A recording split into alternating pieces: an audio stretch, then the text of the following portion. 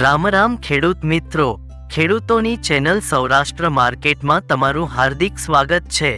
આપણે આ વિડીયોમાં જાણીશું મહુવા માર્કેટ યાર્ડના ભાવ, પણ તે પહેલા જો તમે ચેનલમાં નવા છો તો નીચે આપેલ સબસ્ક્રાઇબ બટન પ્રેસ કરી ચેનલને સબસ્ક્રાઇબ કરો અને બેલ આઇકનને ઓન કરી દો, જેથી કરીને દરરોજના તાજા ભાવ તમે સૌપ્રથમ જાણી શકો।